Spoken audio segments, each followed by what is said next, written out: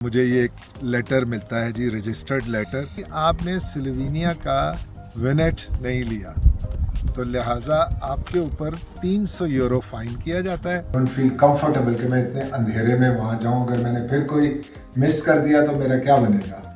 वो उस तरह की एक स्ट्रीट पे ले गया और फिर कहता है यू टर्न करो। यू टर्न का वहाँ सवाल ही नहीं पैदा होता था, वो एक गाड़ी जितनी स्ट्रीट थी।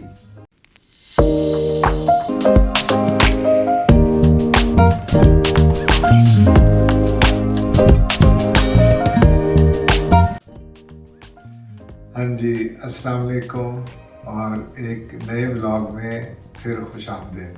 ये ब्लॉग जो है ये सिर्फ थोड़ी सी आपको तफसील बताने के लिए है। आज तो हम पहुंच गए हैं वापस ज़ाग्रेब और आज हमारा ये क्रोएशिया में लास्ट डे होगा इंशाल्लाह। कल सुबह हम यहाँ से वापसी का सफ़र शुरू करेंगे। तो आज हम इस एयरबीएनबी अपार्टमेंट में हैं। मैंने आपको पहले ही बताया कि यहाँ ये इस तरह के बेशुमार हैं, ये एक तरह की कॉटेज इंडस्ट्री यहाँ बन चुकी है।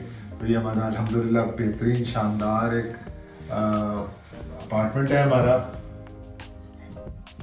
फुली इक्विप्ड है, हर चीज़ है अल्हम्दुलिल्लाह। गो के हमने इसमें सिर्फ कल सुबह अर्ली यहाँ से निकल जाना है अपनी नेक्स्ट फ्लाइट के लिए। तो हमारे पिछले 2 दिन बहुत इवेंटफुल रहे। परसों हमारी गाड़ी का टायर फ्लैट हो गया, जो हमने यहाँ से ज़ाग्रेब से ही गाड़ी ली थी। किया सीट बहुत शानदार गाड़ी थी, एवरीथिंग वाज परफेक्ट। तो उसका टायर फ्लैट हो गया, फिर उनको कॉल किया, फिर वो उनका ट्रक आया, वो हमें साथ लेके गए क्योंकि एयरपोर्ट पे ही इनकी बेशुमार सारी जो हैं ये बड़ी बड़ी रेंटा कार कंपनियाँ इनके वहाँ होती हैं और बेशुमार इनकी गाड़ियाँ खड़ी होती हैं। उन्होंने वहाँ से मुझे एक नई दूसरी गाड़ी दी, तो ओपल मौका अच्छी गाड़ी थी, लेकिन वो उतनी ज़्यादा लग्जरी और कंफर्टेबल नहीं थी। बट उनके पास ऑटोमेटिक वही उस वक़्त अवेलेबल थी, तो वो खैर हम ले आए। और उसके बाद कल का यस्टरडे हमारा प्रोग्राम था जाने का बोस्निया हर्ज़ेगोविना। हम वहाँ चले गए और वहाँ पे पहले तो वही ओल्ड जो हिस्टोरिक ब्रिज है वहाँ गए। फिर उसके बाद मेरा दिल था कि चलो हम एक दूसरे कंट्री आए हैं तो क्यों ना मैं वहाँ से, वो 1 घंटे की ड्राइव पे था कैरावेस फॉल, तो वहाँ चले जाते हैं। जब हम वहाँ जा रहे थे, फ़ोन थे हमारे जनाब, वो उस पर भी गूगल सही नहीं चल रहा था और हमारी गाड़ी के GPS पे भी नहीं चल रहा था।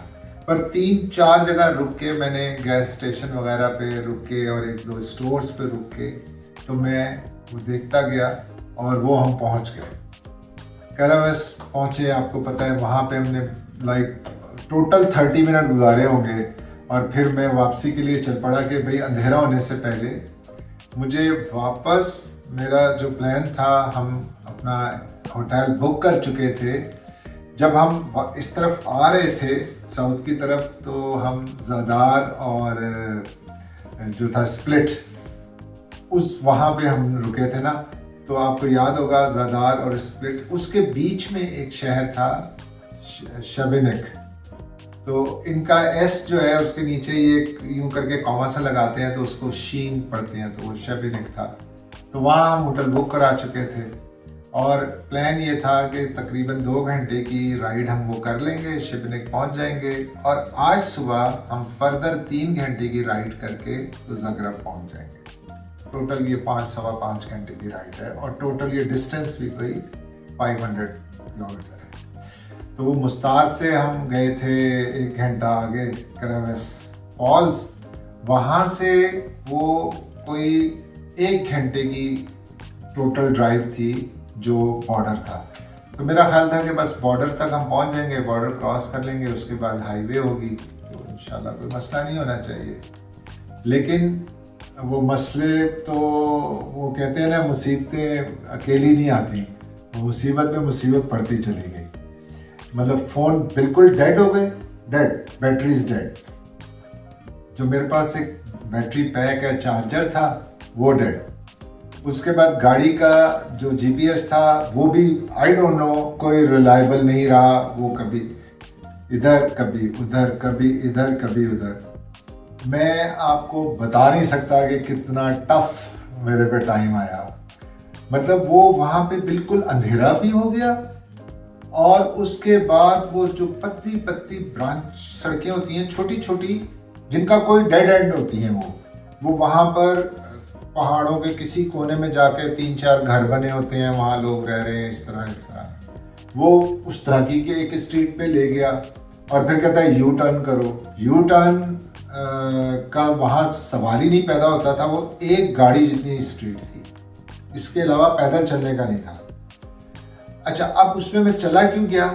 इसलिए कि जब हम सुबह जा रहे थे उस वक्त भी वो एक थोड़े से पोर्शन के लिए उस स्ट्रीट से लेके गया था, तो आई थॉट कि उसी तरह की कोई स्ट्रीट है, ये दो मतलब मेन रोड को लिंक करती होगी। हम चले गए, वहाँ डेड एंड। इसी तरह वहाँ पे हम 3-4 घर थे, हम वहाँ पहुँचे, मगरिब हो चुकी थी, अंधेरा हो चुका था। उनके घर के जो कोई डॉग्स थे, कुत्ते, वो धड़ाधड़ भौंकने लग गए। और खैर मैं वहाँ रुका, फिर एक बंदा अंदर से निकल आया, ही वाज काइंड, उसने हेल्प की, गाड़ी को रिवर्स करा के फिर हम वापस आए रोड पे। अब वापस आए रोड पे बिल्कुल डार्क। ये हाईवेज पे यहाँ पे कोई लाइट नहीं होती, और ये बिल्कुल ऐसी जिगजैग्स होती हैं। अगर आप ट्रैक पे हैं तो ठीक है, अगर ट्रैक से मिस हो गए तो बस लॉस्ट है।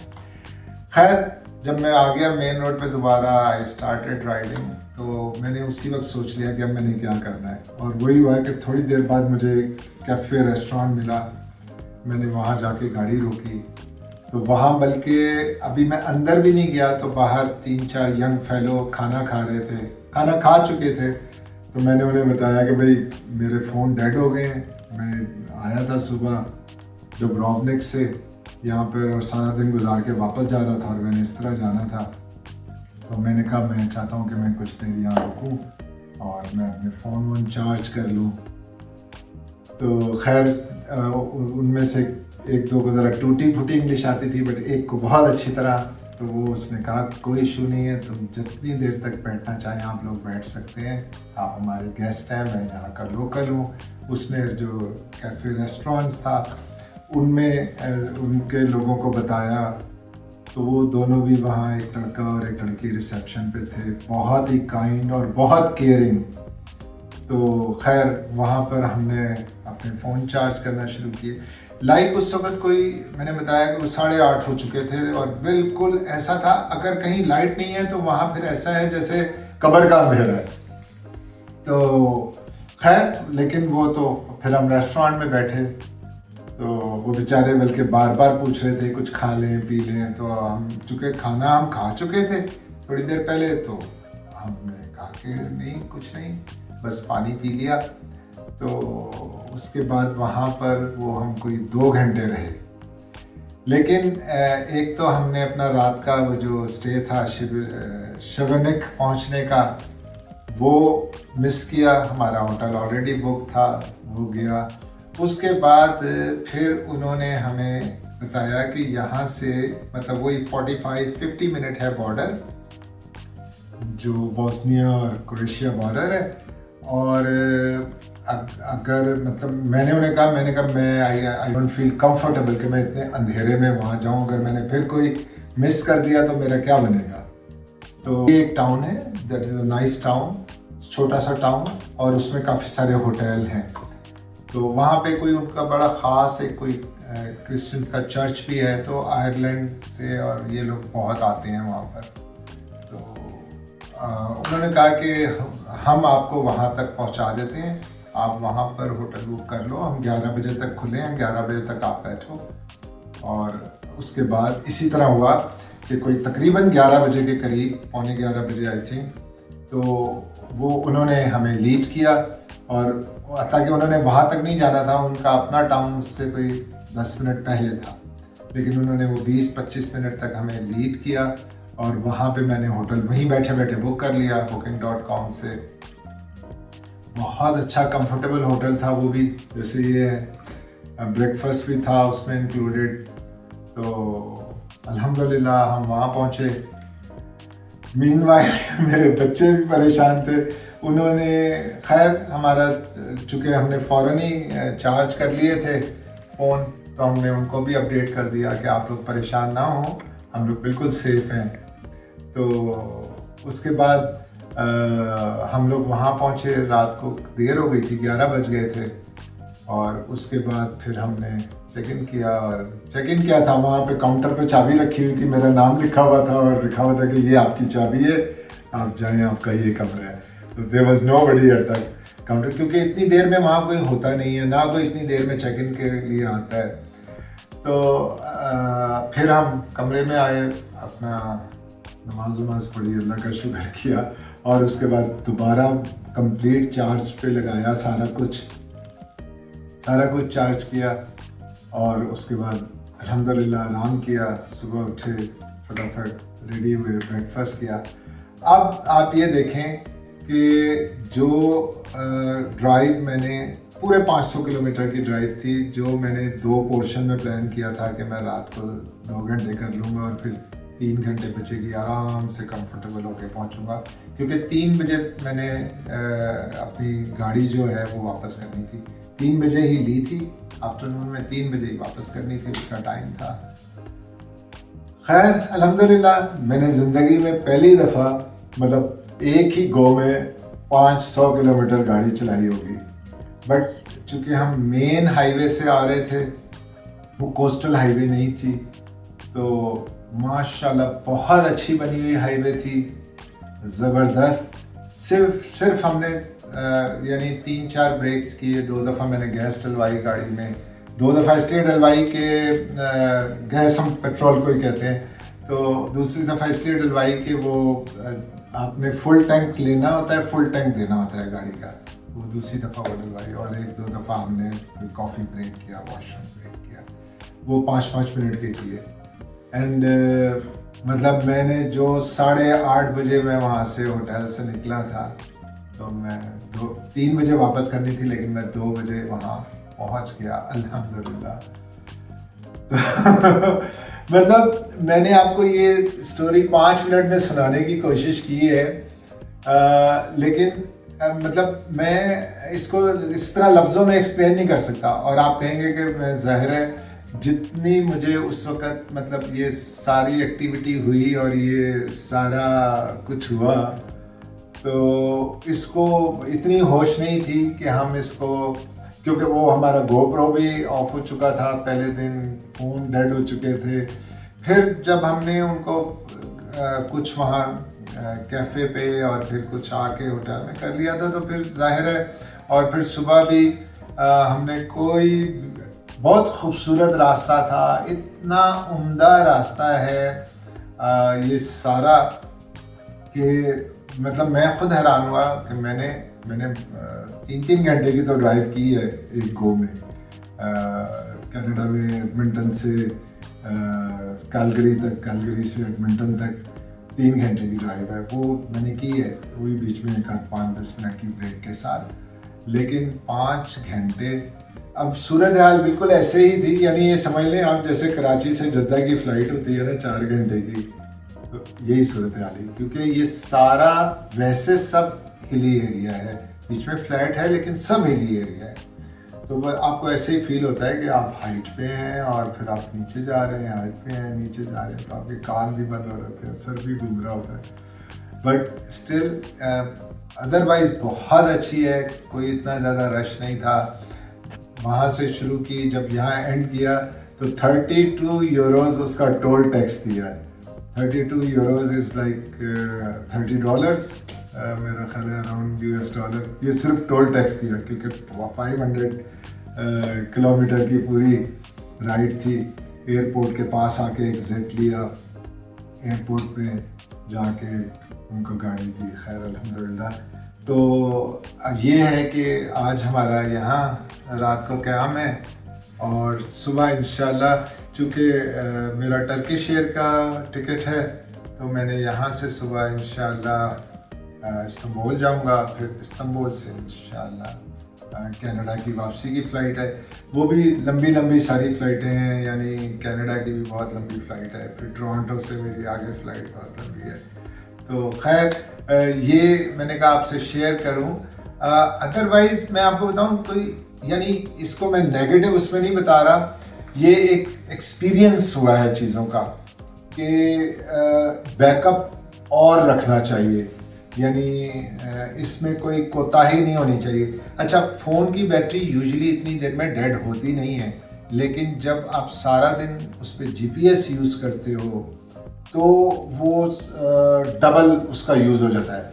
मतलब वैसे तो अगर 24 घंटे या 36 घंटे फ़ोन को चार्ज करने की ज़रूरत नहीं होती, लेकिन if you are continuously using GPS तो ये मसला होता है।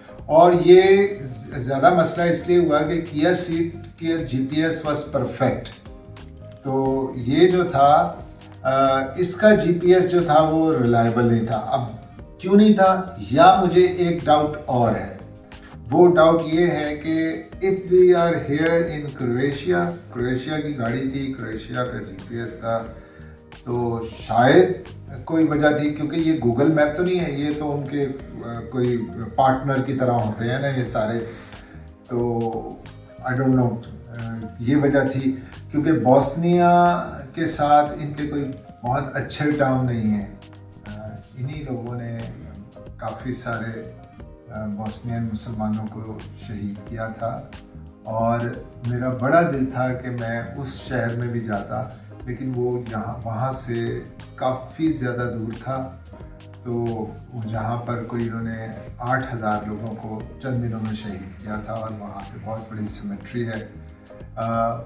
कभी ज़िंदगी रही तो अगर मौका मिला तो जाएंगे वहाँ पर। तो शायद एक वजह ये थी, और शायद दूसरी वजह फिर वो कुछ सिग्नल्स का इशू था, तो हमें जीपीएस ने काफ़ी परेशान किया। बल्कि आपको मैं बताऊं कि आज सुबह जब हम वहाँ से निकले हैं तो we were on the main road, वहाँ पे भी जीपीएस जो है वो मुझे पहले गलत साइड पे ले गया। फिर मैंने गाड़ी रोक के, एक बहुत नाइस थे साहब, वो he was a taxi driver, Mercedes taxi थी उनकी, तो मैंने उनसे पूछा तो उन्होंने कहा फॉलो मी। तो वो कोई लाइक ½ किलोमीटर और मैक्सिमम सारा मिला के 1 किलोमीटर उन्होंने मुझे लीड किया, और उन्होंने मुझे उस स्ट्रीट पे लेकर आए जिस स्ट्रीट में फिर आगे जाके हाईवे से मिलना था।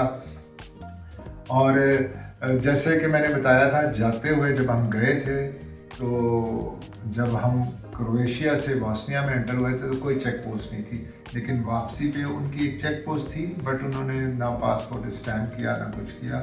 उन्होंने पासपोर्ट चेक किए, बहुत अच्छी नई वो बनी हुई थी हाईवे, उनकी भी, उस साइड की भी और दूसरे साइड की भी। ये था नाम इसका, जो वो हाईवे थी, अब देखिए मुझे अभी थोड़ी देर पहले नाम याद था, अब मेरे जहन से निकल गया है, क्योंकि इनके नामों की स्पेलिंग के हिसाब से ज़रा सा इनको पढ़ना, बियाचा। अब वो बियाचा है ना, तो ऐसे लगता है BIACHA होगा, लेकिन वो BIJ, क्योंकि जे को ये प्रोनाउंस करते हैं ये की तरह, जैसे सरायेवो, लुबियाना, तो BIJ, और सी के नीचे वो एक कॉमा सा लगा देते हैं तो वो चे बन जाता है, तो बियाचा। तो बियाचा बॉर्डर था, तो वहाँ से, तो उससे पहले मेडागोर था जो जहाँ पर हमने रात गुजारी, और फिर उसके बाद जो हमने मिस किया स्प्लिट और ज़ादार के बीच में, तो वो शिपनेक का होटल हमने मिस किया। लेकिन खैर ये इससे बस यही हमें सबक मिला है कि मतलब चीज़ों को और ज़्यादा प्लान करने की और ज़्यादा बैकअप रखने की ज़रूरत है। तो ये स्टोरी बस मैंने आपको बतानी थी। अच्छा, मैंने आपको सारी स्टोरी सुनाई कि आखिरी दिन हमारे साथ क्या क्या हुआ, किस तरह हम तकरीबन रास्ता भूले, किस तरह हम फिर एक जगह रुके, फिर अपने फ़ोन चार्ज किए, आगे निकले, और फिर हम सुबह खैर पहुँचे। पुरानी बातें हो गई सब। 1 हफ़्ता हुआ हमें वापस घर पहुँचे कनाडा, तो हम घर पहुँचे हैं, 1 हफ़्ता हुआ था, 8वां दिन था शायद। तो मुझे ये एक लेटर मिलता है जी, रजिस्टर्ड लेटर। स्लोवेनिया से ये लेटर आता है जी, उनके गवर्नमेंट की तरफ से रजिस्टर्ड मेल के साथ। और इस लेटर में मुझे ये बताया जाता है कि जी आपने स्लोवेनिया में सफ़र किया, ड्राइव किया। ये उनकी लैंग्वेज में था, स्लोवेनियन में, और ये फिर इसके साथ ये इंग्लिश में था। ये मेरी वो किया सीट की पिक्चर थी कि मैं कहाँ खड़ा हुआ था स्लोवेनिया में, और ये और वो। उन्होंने कहा कि जी आपने स्लोवेनिया का विनेट नहीं लिया, तो लिहाजा आपके ऊपर 300 यूरो फ़ाइन किया जाता है, और अगर तो आप ये 10 दिन में पे कर देंगे तो यू कैन पे 150, वरना आपको ये 300 यूरो फ़ाइन होगा। खैर मैंने उन्हें ईमेल किया, मेरे पास ये रसीद थी कि जी मैंने विनेट लिया है। उन्होंने मुझे ये कहा कि ये विनेट जो आपने लिया था ये था ऑस्ट्रिया का, ये आपने ऑस्ट्रिया के लिए लिया था विनेट, और आपने स्लोवेनिया में विनेट नहीं लिया। मैंने उन्हें जब ईमेल किया, इस पे ईमेल था, तो नतीजतन मेरे पास कोई चॉइस नहीं थी। पहले मैंने सोचा कि गोल कर जाऊं और बस ठीक है, फिर मैंने कहा नहीं, ये सारा कुछ इनके पास मेरा रिकॉर्ड मौजूद है, और अगर कल को मैं वहाँ जाता हूँ और मैं वहाँ गाड़ी रेंट करना चाहता हूँ तो मेरे लिए मुश्किल होगी। तो मैंने 226 कैनेडियन डॉलर, जो कि बराबर थे 150 यूरोस के, ये मैंने उनको, जो उन्होंने वो बताया था कि कहाँ पर आपने ये पूरा, उन्होंने डिटेल बताई थी कि कहाँ पर आपने ये, किस अकाउंट में आपने ये पैसे ट्रांसफ़र करने हैं, तो मैंने ये पैसे उनको ट्रांसफ़र कर दिए ऑनलाइन। तो मैं नहीं चाहता था कि कोई मेरा किसी किस्म का भी मेरा कोई रिकॉर्ड ख़राब हो, तो इसलिए ये भी मैं आपको बताऊं कि ये भी मैंने सीखा। हुआ ये था कि मैंने जब क्रोएशिया से, ज़गरेब से गाड़ी चलाना शुरू की थी, और मेरी, आपको याद होगा कि पहले मैं हाल स्टार्ट ऑस्ट्रिया गया था, तो उस वक़्त मैंने गूगल किया था, तो मुझे यही पता था कि ऑस्ट्रिया में विनेट है और स्लोवेनिया का कोई ज़िक्र नहीं था। तो मुझे ये था कि स्लोवेनिया में कोई विनेट नहीं है, बट बाद में मुझे पता लगा कि नहीं, स्लोवेनिया में भी विनेट था। और वो जो 11 यूरो का मैंने ये लिया था, अगर मैं वहाँ पर भी 10-11 यूरो का ले लेता तो ये 150 यूरो की मेरी बचत हो जाती। But this is all part of life, part of fun, it was fun. ठीक है, थैंक यू, अपना ख्याल रखिएगा। तो मिलते हैं फिर अगले सफ़र में, अगली वीडियो में।